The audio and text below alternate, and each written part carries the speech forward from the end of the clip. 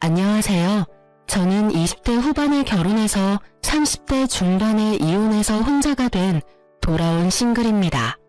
항상 읽기만 하던 사연글을 제가 써보겠다고 생각한 이유는 세상의 모든 상간녀들에게 남의 눈에 눈물 나게 만들면 네 눈에는 피눈물이 난다는 걸 몸소 알려주고 싶어서예요. 말씀드렸다시피 저와 남편이 이혼하게 된 건 모두 상간녀 때문이었어요. 그런 상간녀가 결국은 저에게 찾아와 제발 이혼하지 말라며 남편 좀 데려가라 부탁했던 사연 들려드릴게요.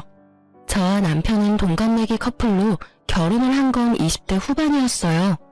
알고 지낸 지는 꽤 오래된 사이로 고등학교 동창이었거든요. 그때 만나고 서로 보지 못하다가 20대 중반에 만나게 됐죠. 그렇게 동창회에서 만나 사랑에 빠지게 된 저희는 20대 후반 요즘 치고는 조금 이른 나이에 결혼을 했어요. 처음에는 저도 예쁘게 꾸몄고 무엇보다 몸매도 날씬했었어요. 그런데 결혼 후 일과 살림을 하면서 점점 스트레스를 받고 그걸 먹는 거로 풀다 보니 살이 점점 찌고 꾸미는 것도 안 하게 됐어요. 저는 성격이 조용조용한 편이고 인내심이 좀 강한 편인데 한번 터지면 주체할 수 없게 되는 단점이 있거든요. 스트레스를 한개 끝까지 참다 보니 점점 집에서 먹는 거로 풀게 되더라고요. 제가 이렇게까지 스트레스를 받게 된 이유는 친정과 시댁의 환경에 있었어요. 친정이나 시댁이나 고만고만하게 못 살아서 매번 돈 나갈 건 많고 집안에 아픈 사람도 참 많았죠. 그나마 다행인 건 친정집에는 아파도 봐줄 사람이 있었다는 것이고 불행인 건 시댁에는 아픈 시부를 돌볼 사람이 시모뿐이었다는 거죠. 게다가 시부는 병원을 무척 싫어하셔서 나이가 더 많은 시모가 시부의 병수발을 직접 해야 했어요. 아예 시모에게 모두 맡겨둘 수 없었던 저는 그것 때문에도 스트레스를 많이 받았어요. 그리고 친정에서 아픈 부모님을 위해 돈을 좀 달라고 할 때도 마찬가지로 스트레스를 받았죠. 이유야 여럿이지만 결론은 살이 엄청나게 쪘고 애도 들어서지 않게 됐어요. 게다가 남편은 애를 만들 생각도 없어 보였죠. 제가 아이를 가지고 싶다고 말하면 남편은 당신처럼 뚱뚱하고 못생긴 여자한테 마음이 생길 리가 있겠냐며 그런 식으로 저의 인격을 모독하기도 했어요. 그러면서 점점 여자로서의 자신감은 완전 바닥을 쳤어요. 그날도 그런 연장선에 있던 날이었어요. 남편의 생일. 말하지 않아도 부부라면 그날이 부부가 함께 식사하고 축하하는 날이라는 걸 알 거예요. 그런데 남편이 생일날 집에 들어오지 않더군요. 이상하다 싶은 생각에 연락했지만 연락도 안 됐어요. 뭐라고 문자라도 남겨주면 좋을 텐데 그런 것도 없었죠. 저는 남편이 친구들과 만나 술을 마신다고 생각했어요. 그런 일도 덜어 있었거든요. 그런데 다음 날에도 남편은 집에 돌아오지 않았어요. 생일이 금요일이고 그 다음 날이 토요일이었거든요. 집에서 기다리는 내내 연락도 되지 않아 걱정하는 마음으로 경찰에 신고할까 말까 고민하는데 도어락 열리는 소리가 들리고 남편이 들어오더군요. 그리고 남편의 모습이 눈에 들어오기보다 남편의 몸에 묻은 낯선 냄새가 먼저 현관 안으로 들어오더군요. 꽃향기 가득한 향수 냄새에 저는 멈칫했어요. 남편은 들어오더니 어색한 얼굴로 제 눈을 피했어요. 당신 외박을 하려는 이야기를 했어야 할 거 아니야. 하다못해 술 먹고 뻗었으면 아침에 일어나서 연락이라도 주던지. 이게 뭐야? 사람 조마조마하게 기다리게 해놓고 아무렇지도 않게 집에 들어와? 피곤해. 할 이야기 있으면 내일 해. 내일도 주말이잖아. 당신 요새 왜 이래? 매번 늦고 연락 안 되고. 지금도 봐. 생일날 외박에 그 다음날 늦게 들어왔잖아. 지금 이 상황에 진정할 여자가 어딨어?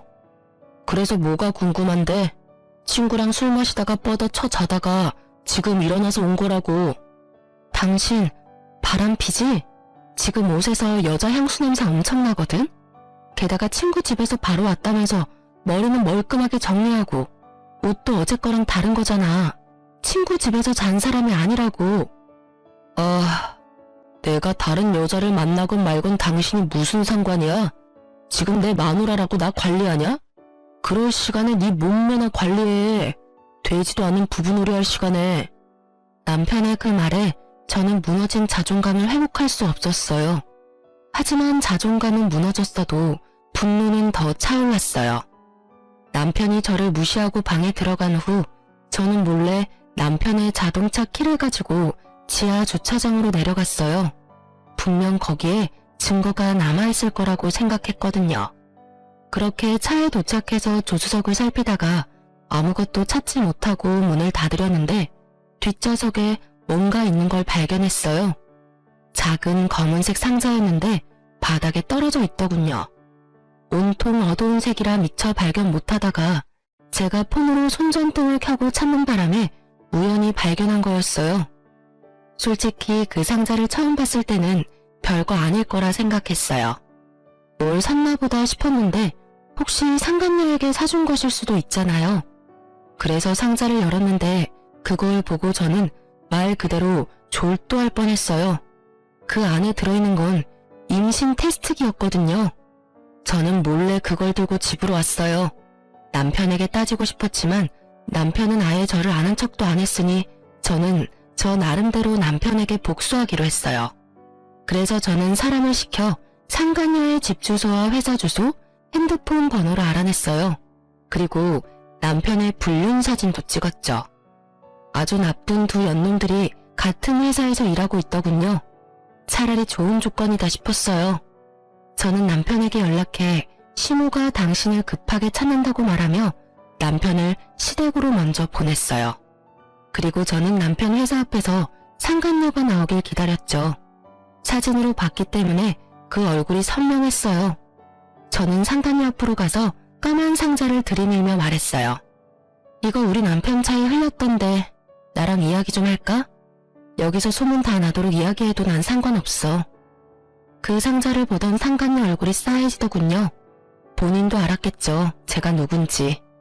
그렇게 회사에서 좀 떨어진 공원에서 상간녀와 이야기를 나누게 됐어요. 이미 해가 지고 공원에는 사람 한 명 없이 조용하더군요. 우리 남편이랑 언제부터 만났어? 저 그런 사이 아닌데요. 다 알고 찾아왔으니까 거짓말하지 마. 나도 생각보다 많이 알고 있거든? 너 왜 임신 테스트기를 남편 차에 놔뒀어? 나 보라고 놔뒀니? 그런 건 아닌데. 너 남편애 임신한 거 맞아? 그 사람의 아니에요. 다른 사람 아이예요. 그러니까 그거 돌려주세요. 아, 우리 남편 만나면서 다른 남자도 만나고 있었구나. 그럼 그렇게 이야기하면서 우리 남편한테 네가 먼저 헤어지자고 말해. 지금 당장 내가 보는 눈앞에서. 제 말에 상간녀가 아무 말 못하더군요. 안 할 거면 어쩔 수 없지. 나 너희 회사, 너희 집 어딘지 다 알아. 솔직히 이렇게까지 하면 내 얼굴에 침 뱉기인 건 아는데 네가 안 한다면 내가 다 말해줄게. 회사 집안의 모든 사람들이 다 알도록. 어때? 이제 좀 내 말대로 하고 싶은 생각이 들어? 네가 남편이랑 헤어진다고 말하고 다시는 만나지 않겠다는 각서 쓰면 나도 이번만은 묻고 넘어갈 거야. 결국 여기저기 소문난다는 말에 상간녀는 절대 안 된다며 눈물을 줄줄 흘리더군요. 이렇게 눈물 흘리며 후회할 일을 왜 애초부터 시작했는지. 불쌍하기보다는 그 얼굴 보니 화가 더 났어요. 왜 자기가 피해자인 척하는 건지 모르겠더라고요. 울지 마. 울고 싶은 게 누군데 네가 울어? 너 피해자처럼 굴고 싶은가 본데 너는 가해자야. 다른 사람 괴롭히고 상처 준 피해자. 네가 한 짓이 어떤 짓인지 다른 사람들이 다 알게 해줄까? 결국 상간녀는 두 번 다시 만나지 않겠다는 각서를 쓰고 남편에게 헤어지자는 문자를 보냈어요. 저는 상간녀에게 말했어요. 네가 우리 남편이랑 다시 만나는 순간이 너한테는 지옥이 될 거야.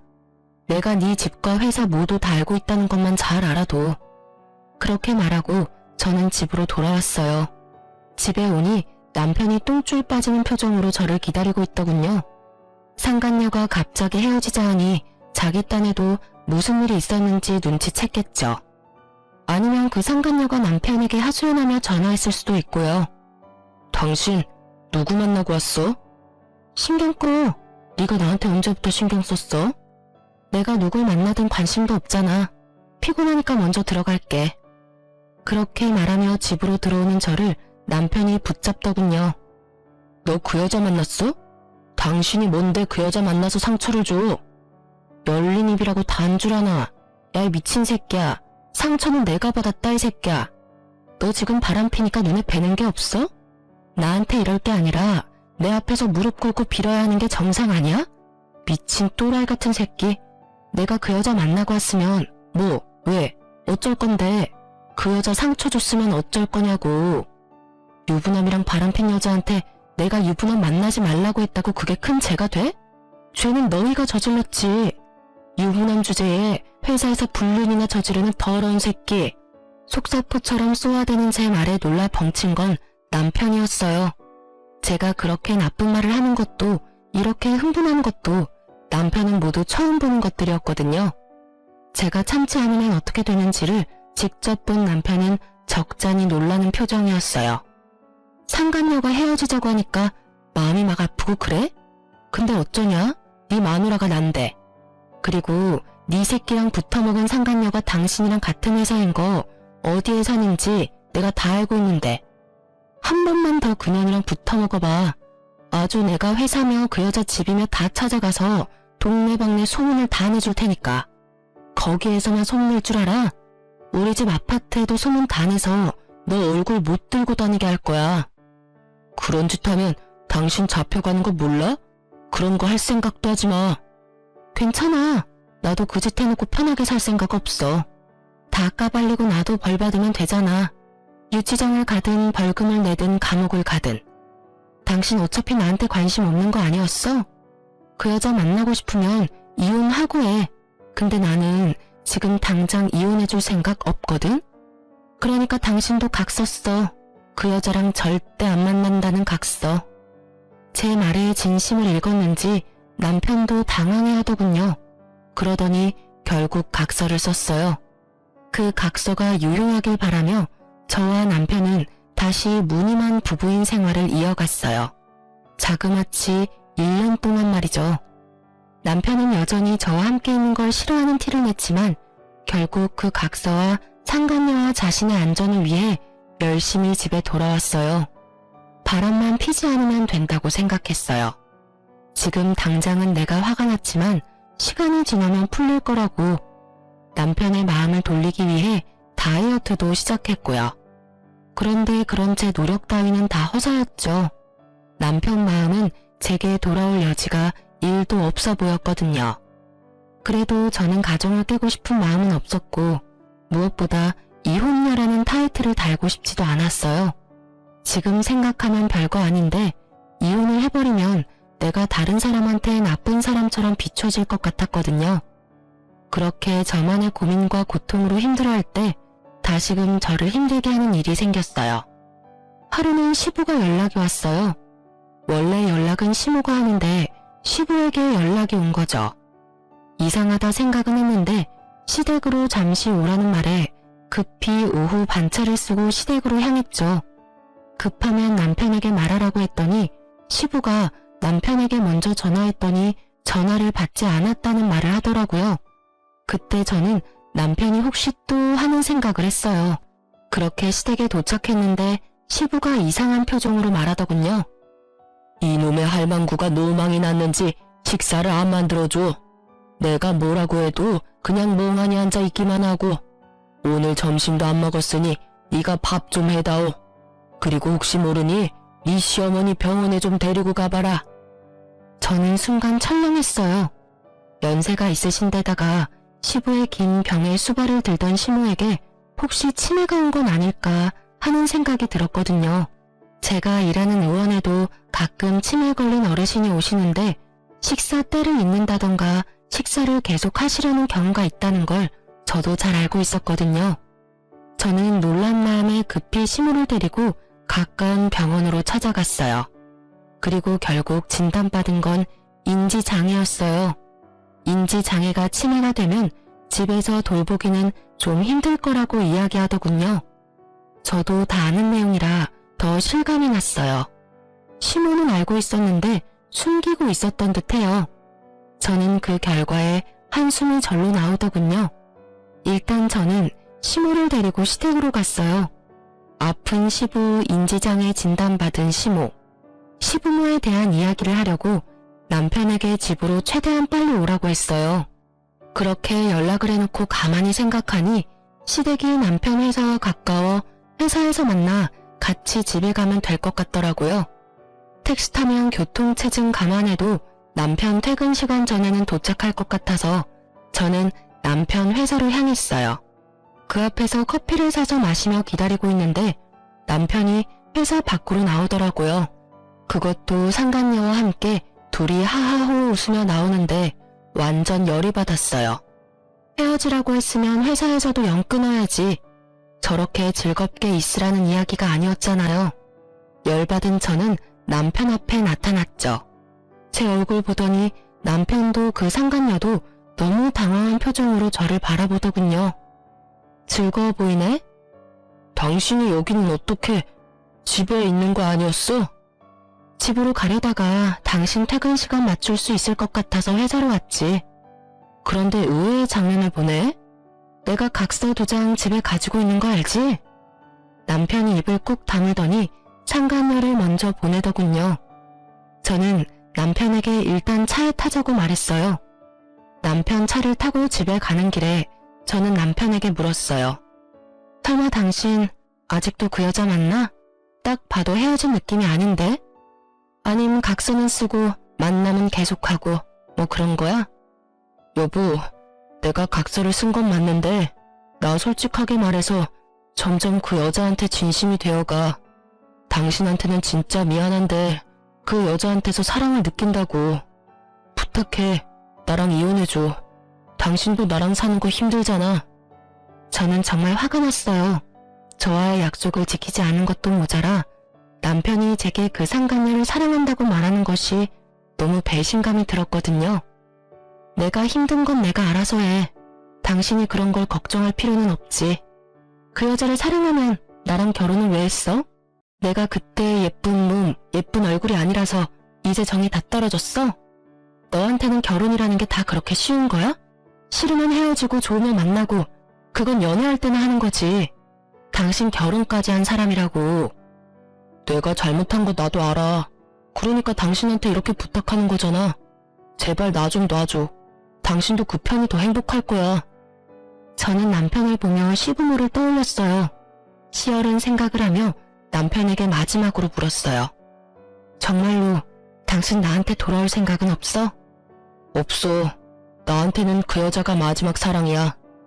그 이야기에 들고 있던 종이컵을 꽉 쥐어버렸어요. 그 탓에 안에 남아있던 커피가 밖으로 흘렀지만 그런 건 신경 쓰이지도 않았어요. 저는 남편에게 내일 이야기하자고 이야기했어요. 그리고 그 다음날 저는 상간녀를 찾아갔죠. 분명히 전날 상간녀가 남편 회사에서 같이 나오는 걸 봤는데 알고 보니 회사를 퇴사했더군요. 어제가 퇴사날이었고요. 집도 이사를 한 모양이었어요. 그때 생각이 들었죠. 아, 이것들이 어제 그렇게 정리를 하고 저녁에 나한테 이혼하자고 말한 거였구나 하고. 열받은 저는 남편에게 상간녀를 데려오라고 했어요. 할 말이 있고 그 여자 데려와서 대면시켜주면 이혼을 진지하게 생각해보겠다 했거든요. 그랬더니 1시간 만에 그 여자가 왔더군요. 팔에는 아주 작은 아이를 안고 말이죠. 그때 임신 테스트기에 그 아이인 것 같더라고요. 애 아빠는? 이 사람이 애 아빠예요. 와, 둘이서 아주 날 가지고 놀았네. 두 사람 애였는데 나한테는 아니라고 하고 여전히 둘이서 잘 만났다 이거야? 거기다 애까지 있고. 그럼 어떡해요. 그때는 어떻게든 그 상황을 모면해야 했으니까요. 그래도 애한테 아빠는 주고 싶은 마음이라서요. 두 사람이 헤어져주면 좋은 가정을 만들 수 있을 것 같아요. 넌 이 상황에 죄책감도 없어? 아니, 미안한 마음 눈꼽만큼도 없는 거야? 죄책감이 왜 생겨야 하는데요? 솔직히 아줌마보다 내가 더 예쁘고 오빠도 나를 좋다고 했고 두 사람 사이의 장애물은 아줌마뿐이잖아요. 오히려 아줌마가 우리 사이를 갈라놓은 거 아닌가? 그냥 그때 알았을 때 이혼해줬으면 됐잖아요. 뻔뻔하기가 아주 하늘을 찌를 듯 하더라고요. 그 말을 들으면서 저는 그냥 다 놔버렸어요. 상간녀가 오기 전에는 남편을 설득해보자 싶었어요.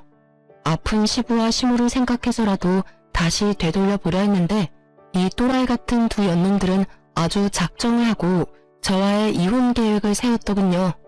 제가 소문을 못 퍼뜨리도록 이사까지 하고 직장도 옮기고요. 그냥 포기하기로 했어요.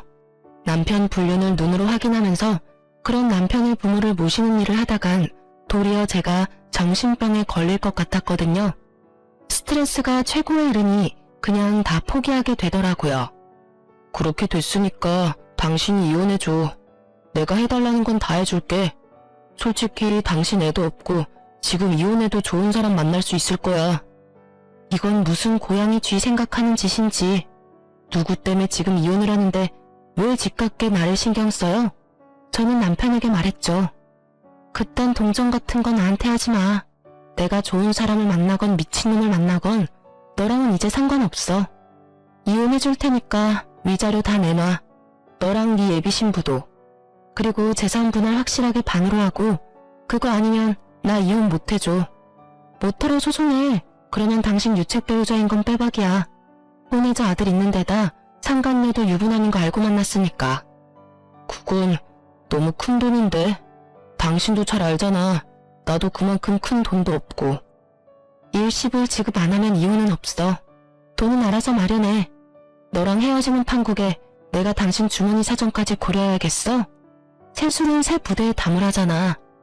이 집 팔고 나한테 돈 주고 너희는 새 집에서 잘 살면 되지. 그 말에 남편은 잠시 고민하더니 알겠다며 알아서 돈 마련하겠다더군요. 그렇게 이야기를 끝내고 저는 집을 나왔어요. 친정으로 가려니 아픈 사람 있는 친정 가봐야 속만 아프겠다 싶어서 시댁으로 향했죠. 시부모 댁에 왔다 갔다 하면서 저도 시부 수발에 도움을 줬기에 제 물건이 시댁에 남아있었거든요. 그리고 남편과 이혼한 것도 이야기를 해야 할 것 같아서 시댁으로 갔죠. 남편에게는 시댁에서 오늘 하루 잘 거고 내일 주말이니 아침에 오라고 했어요. 시부모에게 이혼 이야기도 해야 된다고 말이죠. 그 다음날 시부모 밥을 차리고 제 짐을 싸고 있으니 시부가 묻더군요. 며느라가 너 어디 가는 게냐? 왜 짐을 싸고 그래? 그 사람 오면 말씀드릴게요. 뭐 필요한 건 없으세요? 우리 안사람 그때 병명이 뭐라더냐? 나는 듣고도 잊어버렸어. 치매가 맞대? 치매는 아직 아니고 인지장애라고 하는데요. 치매로 진행될 가능성이 무척 높다고 하셨어요. 그래서 아마 어느 시점이 되면 집에서 모시기는 좀 어려울 것 같고 주간 보호나 요양원을 생각해보라고 하시더라고요. 제 말에 시부가 한숨을 푹 쉬더니 그러더군요. 그럼 내 병수발은 이제 누가 들어주냐? 마누라가 제정신이 아니니 밥도 제때 못 먹을 거고. 그러지 말고 우리 집에서 살면서 며느리 네가 내 병수발을 좀 들어주면 안 되겠냐? 그 말에 대답을 하려는데 남편이 들어오더군요. 그리고 그 뒤에는 상간녀의 모습이 보였어요. 현관에서는 시부와 시모 모습은 보이지 않았어요. 그리고 저는 제 물건들과 통장 하나를 챙겨 나왔어요. 아줌마, 이혼하기로 해놓고 왜 여기 와서 이러고 있어요? 언제까지 본처로 행동할 거냐고요? 이 집에서 당장 나가요? 아주 아나무인이 상간녀 얼굴을 보며 저는 싱긋 웃었어요. 그리고 안방에 있는 시부에게 들리도록 크게 말해줬죠. 아버님, 걱정하지 마세요. 이제 아버님 식사랑 수발 드는 건 여기 있는 아가씨가 해줄 거예요. 제 말에 남편과 상간녀가 어리둥절한 표정을 짓더군요. 그래서 제가 친절히 말해줬죠. 그저께 아버님 전화 받고 어머님 모시고 병원 갔다 왔어. 아무래도 오랫동안 아버님 병수발도 하시고 우울증도 좀 있었던 게 화근이었는지 인지장애 진단받고 집에서 쉬고 계셔. 그 탓에 계속 아버님 식사 준비 시간도 잊으시고 항상 들던 병수발도 제대로 못하셔서 아버님이 걱정이 많았나 봐. 나더러 여기 살면서 병수발 들고 식사 준비 좀 해달라 하시잖아.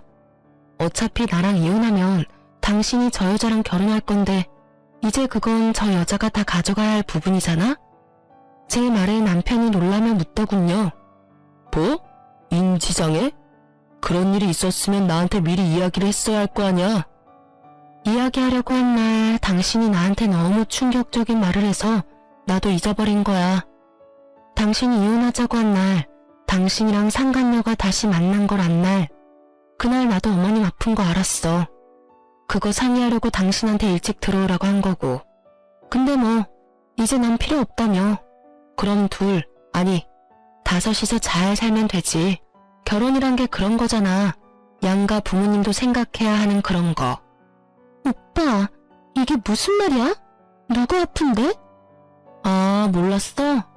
아파서 이 집에서 누워 계신 건 아버님이시고 이제 막 인지장애 진단받고 아프시게 된 건 어머님이셔. 그러니까 나를 대신해서 잘 모셔줘. 나는 이혼당했잖아. 제 말에 상간녀의 표정이 잔뜩 일그러지더군요. 그럴 수밖에 없죠. 알콩달콩 셋이서 살아야 할 세 사람 앞에 갑자기 나타난 시부모의 존재가 얼마나 어색하겠어요.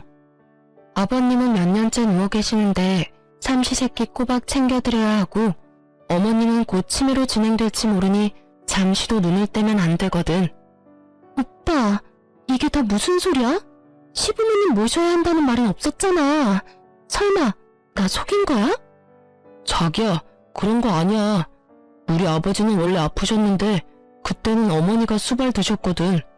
근데 어머니 아프다는 이야기는 나도 오늘 처음 듣는 거라. 안 되면 두 분 다 요양병원 보내면 되지. 시부모가 들으면 욕 한 바가지 할 것 같은 말을 쉽사리 내뱉은 남편놈을 보며 저는 속으로 혀를 찼어요. 잘하는 짓이다. 아버님 어머님 안에서 다 듣고 계신데 말을 해도 진짜 참 효자다 효자야. 너 두 분 어떻게 모실지는 두 사람이 알아서 해. 어머님은 병원 가기 싫어했지만 또 모르지 뭐. 아참, 그리고 당신한테 이거 주는 거 잊어버렸어. 나도 모르게 내가 챙겨왔거든. 저는 남편이 아닌 상간녀에게 통장을 하나 줬어요. 상간녀는 통장을 보더니 슬쩍 웃더군요. 그 안에 남편과 모은 돈이 들어있다고 생각한 모양이었어요.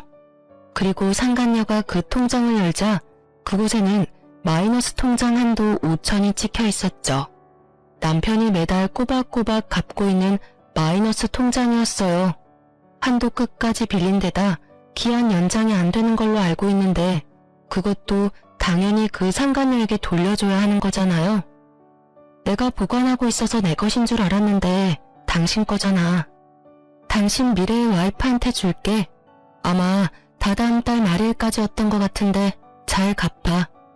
이제 나는 한시름 좀 놓겠네. 상간녀는 멘붕이 온 표정이었어요. 그리고 그런 상간녀를 보던 남편놈은 허둥지둥 그렇게 말하더군요. 저기야, 괜찮아. 예전에 신혼집 팔면 크게 문제 될 건 없을 거야. 미쳤어? 이 돈을 다 갚고 어떻게 살아? 설마 이딴 돈 갚으라고 나한테 결혼하자고 한 건 아니지? 이러면 완전 사기 결혼이라고. 걱정 말라니까. 부모님은 병원 보내고 우리가 이 집 들어와서 살면 되지. 아니면 이 집도 팔고 새 집으로 이사 가자. 애써 행복회로 돌리는 남편과 상간녀를 보니 웃음만 나더군요. 그렇게 쉽게 해결될 일들은 아니거든요. 시부모의 집이 어떤 상황인지도 모르고 상간녀랑 바람피느라 본가가 어떻게 돌아가는지도 모르는 남편놈을 보니 웃기지도 않았지만 알려줄 의리가 제게 있을 리가 없잖아요. 나중에 알고 피부도록 놔두는 게 훨씬 나을 테니까요. 그러고 보니 좀 걱정이 되더군요. 합의로 했다가 돈 안 주면 말짱 도루묵인데 싶었어요. 그래서 합의 아니라 소송으로 하자고 했어요. 우리 합의하기로 한 거 혹시 모르니까 소송으로 하자. 당신한테 받을 수 있는 거 다 받아내려면 소송이 가장 확실할 것 같으니까. 그리고 상간녀 소송도 할 테니까 둘 중에 누가 내든 확실하게 돈 줘. 그럼. 저는 그렇게 말하고 남편과 상간녀를 두고 친정으로 돌아왔어요. 그리고 남편과 소송에 돌입했죠. 당연한 말이지만 남편과 상간녀가 저를 이길 순 없었고 제가 원하는 바는 거의 다 이루고 이혼이 이제 코앞이었죠. 애가 없어서 그나마 짧게 걸렸음에도 몇 달을 허비했어요. 그래도 제가 원하는 결과에 가깝게 판결이 났어요. 제가 이혼 후에 가장 먼저 한 게 뭔지 아세요? 필라테스 예약하는 거였어요. 남편과 결혼하고 찐 살들, 남편과 함께 떠나보내기로 작정했거든요. 이제 신경 써야 할 건 제 인생뿐이었으니까요. 정말 마음 편하게 살도 빼고 열심히 꾸미고 취미생활도 동호회 생활도 열심히 했어요. 그리고 몇 달 안 돼서 제가 일하는 병원으로 상간녀가 울상인 얼굴로 찾아왔더군요. 아줌마, 이혼하지 마. 제발 다시 당신 남편 좀 데려가. 그 시댁 사람들도 다 데려가고. 다짜고짜 저를 보더니 사정사정하며 매달리는 상간녀를 보니 그동안 아주 된통 당했다는 걸 알 수 있었어요. 그 예쁘던 얼굴은 다 상하고 그 상간녀도 저처럼 살이 오르기 시작하더군요. 시댁과 남편이 주는 스트레스가 생각보다 상당한 것 같더라고요. 당연한 일이었죠.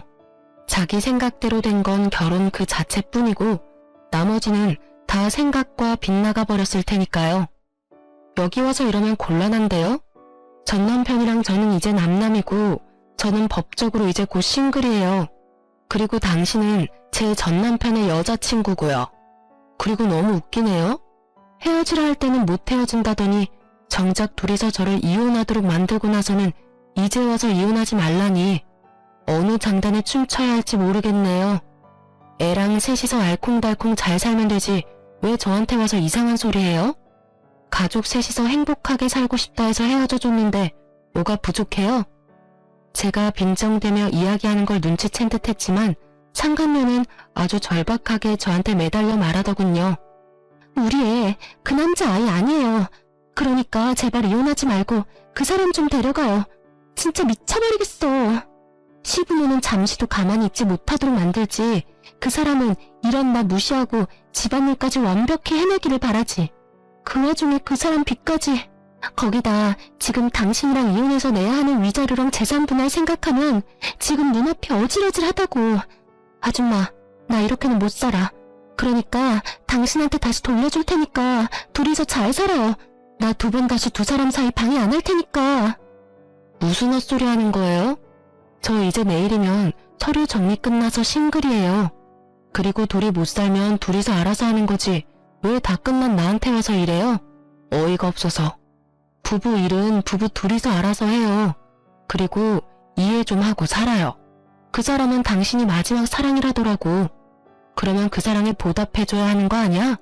거기다 당신도 그 남자 사랑한다며. 그럼 빚이 얼마던 시부모 수발아 얼마나 힘들던 그건 당신이 가져가야 할 일이지. 나한테 이야기한들 이제 와서 내가 뭘 해줘요? 나 이제 그 집안이랑 관계도 없는 사람인데 당신이 나를 그렇게 만들었잖아. 그러니까 사과할게. 사과한다고. 미안하니까 제발 좀 어떻게 해줘봐. 그리고 솔직히 말하면 당신도 한패나 다름없잖아. 그 집이 그 모양 그 꼴인 거 알면서 나 거기로 들어오게 만든 거 아냐. 당신이 책임져. 당신이 책임지고 나 빼내라고. 제발로 그 집에 들어가 놓고는 뭐? 그리고 네가 나를 쫓아보냈잖아. 나한테 당장 그 집에서 나오라며? 네가 네 입으로 말해놓고 이제 와서 딴소리를 해? 책임은 네가 져야지. 네가 애초에 유부남이랑 바람을 안 폈으면 애를 안 가졌으면 이런 일도 없었겠지. 남의 가정 박살내놓고 네 가정은 아주 행복한 꿈처럼 살 수 있을 거라고 생각했나봐. 꿈도 크지. 너 같은 상간녀가 잘 되면 그거야말로 세상이 이상한 거지. 네가 왜 그런 일 당하나 싶지? 다 네가 만든 업보야. 네가 저지른 일에 대한 대가고. 그러니까 끝까지 책임지고 그 남자 맡아줘. 괜히 나한테 떠넘기려 하지 말고. 저는 꽥 소리를 지르고는 목을 다듬었어요. 그리고 저희 병원 명함을 하나 꺼내줘 줬어요. 시부모 모시기 힘들면 전문 병원에 맡겨. 물론 돈은 다 받을 거고 할인 같은 건 안 돼. 환자가 너무 싫어하거나 폭력적이어도 안 되고. 둘이서 잘 상의해서 결정하고 연락 줘. 우리도 환자 유치 요즘 많이 하려고 하거든. 힘들어서 저한테까지 와서 하소연하는 환장하다 못해 속이 썩어 문드러져 가고 있는 상간녀에게 병원 영업까지 하고 저는 망연자실한 상간녀를 두고 병원으로 들어와 버렸어요. 그리고 나중에 알게 됐죠. 그 상간녀가 그 짧은 몇 달 동안 어떻게 지냈는지. 당시에 저는 상간녀가 회사를 퇴사한 줄 알았는데 그게 아니라 육아휴직 중이었다고 하더라고요. 육아휴직하면서 시부모를 결국은 모셨다는데 시부가 시모가 하던 반찬 맛 안 난다고 몇 번을 퇴짜 놓고 반찬 새로 만들게 했대요. 거기다 시모는 저와 전 남편이 이혼한 뒤 스트레스를 받아서 그런지 치매가 생각보다 일찍 왔고요. 계속 말썽을 피워서 상간녀가 잠시도 쉴 틈이 없었다더군요. 게다가 저한테 위자료까지 줘야 해서 신혼집을 처분한 돈 중에 남은 돈은 또 없었던 것 같더라고요. 재산 분할도 분할이었지만 남편과 상간녀 두 사람이 각각 저에게 줘야 할 위자료도 있었거든요. 그것만으로도 감당이 안 되는데 마이너스 통장까지 있었잖아요. 기한 연장이 안 돼서 결국은 바로 갚아야 했는데 돈 없어서 시부모 집까지 팔려고 했다고 하더라고요. 그런데 막상 뚜껑 열어보니 시부모 집도 담보대출로 한도 끝까지 대출 끌어당긴 상태였고 팔아봐야 몇 천만 원 팔고 나와서 전세를 얻을 수 없는 상황이라 결국은 상간녀 명의로 돈을 좀 빌린 것 같더라고요. 저는 그렇게 될 줄 다 예상했었어요. 그걸 예상 못한 건 전 남편이었죠. 솔직히 그런 현실 같은 건 다 내다버리고 상간녀와 달콤한 꿈이나 꾸던 놈이 뭘 할 수 있었겠어요. 상간녀도 전 남편도 꿈에서 깨어나 혹독한 현실을 마주하는 것밖에 별 도리가 없었겠죠. 상간녀가 다녀가고 며칠 지나지 않아 전 남편이 저희 병원 앞에서 저를 기다리고 있더군요. 제가 전화를 모두 무시했더니 직접 앞에서 기다리고 있었던 거였어요. 그 상황이 너무 웃겼어요. 이혼 전이랑은 정반대였거든요. 항상 대화하려면 제가 가야 하고 제가 기다려야 했는데 이제는 전 남편이 저와 대화하기 위해 애쓰는 걸 보니 밖으로 나온 저를 보고 전 남편이 살짝 놀라더군요. 저도 그간 살을 많이 뺐거든요. 거의 15kg를 운동과 식이 조절로 감량했으니까요. 생각보다 빨리 예전 몸으로 돌아오고 있었죠. 사실 스트레스를 덜 받으니 폭식이 줄어서 빠진 것도 있긴 했죠. 어쨌든 예전 모습으로 돌아가고 있던 제 모습에 놀란 건지 전 남편이 살짝 놀라더군요.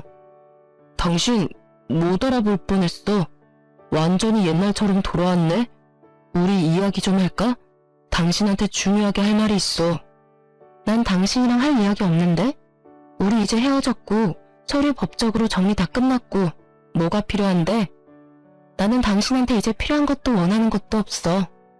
잠깐 내 말 좀 들어봐. 나 이혼하고 그 여자랑 살면서 한시도 당신 생각 잊어본 적이 없어. 정말 그 여자는 진짜 최악이었던 것 같아.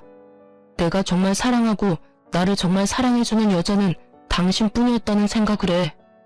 자다가 봉창 두드리는 소리를 하는 전 남편을 보니 저는 오히려 말을 잇지 못하겠더라고요.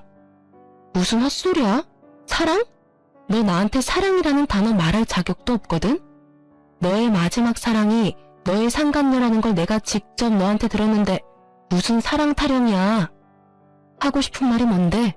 무슨 일 있어? 설마 그 여자 도망갔니? 제 말에 전 남편이 침울하게 고개를 끄덕이더군요. 그럴 줄 알았다고 말하려다 꾹 참았어요. 애는? 애도 데리고 갔어. 종이 한 장 놔두고. 유전자 검사 결과 내 아이도 아니었더라고. 뭐? 내 애가 아니라 딴 남자애였다고. 그러니까 그 여자가 진짜 나쁜 년이라고.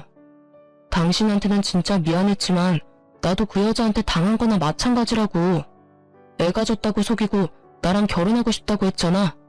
그래놓고 시부모 모셔야 하고 내 빚 조금 있는 걸로 좀 압박받으니까 도망가 버리더라고. 집에 있는 돈 되는 물건 다 팔아서. 딱 보니 여자도 빚질 생각은 없어 보였고 값비싼 물건 팔아서 자기 명의로 돈 된 거 다 갚을 생각이었던 것 같더라고요. 근데 그 여자 도망간 거랑 나랑은 무슨 상관인데? 상관이 왜 없어? 우리 사이를 방해하던 여자가 사라졌다고.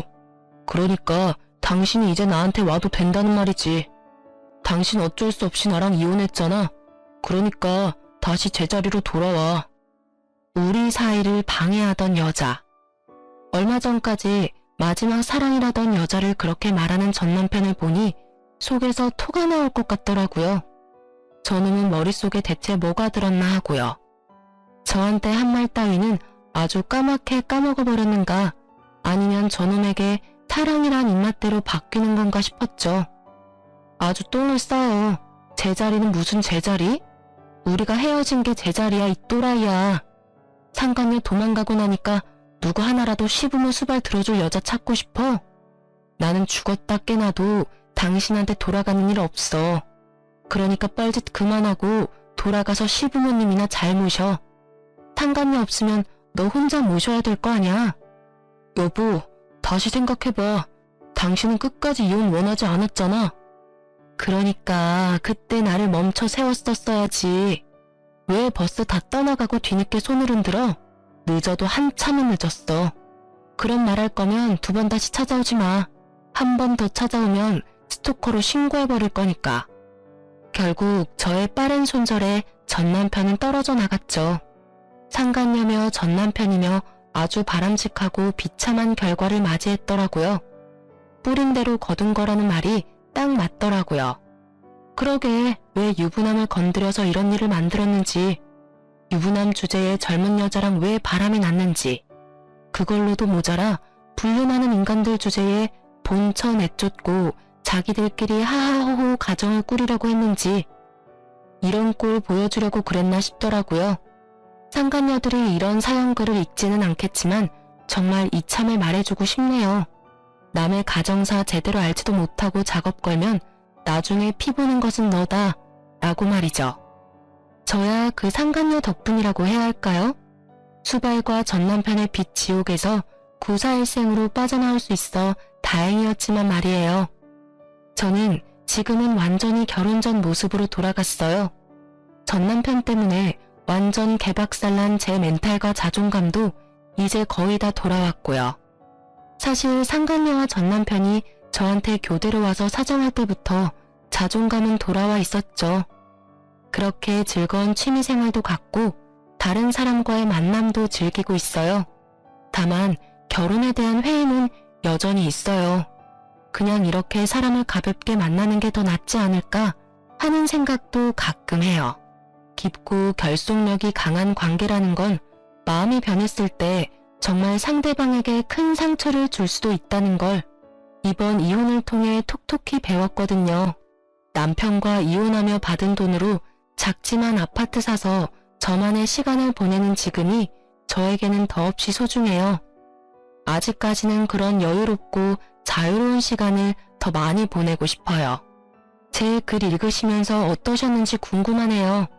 익숙치 않은 글을 쓰느라 조금 버벅거리기도 했지만 좋게 봐주셨으면 해요. 그리고 제 글 읽고 답답한 속 뻥 뚫리셨으면 좋겠어요. 그럼 저는 이만 물러가 보겠습니다. 들어주셔서 감사합니다.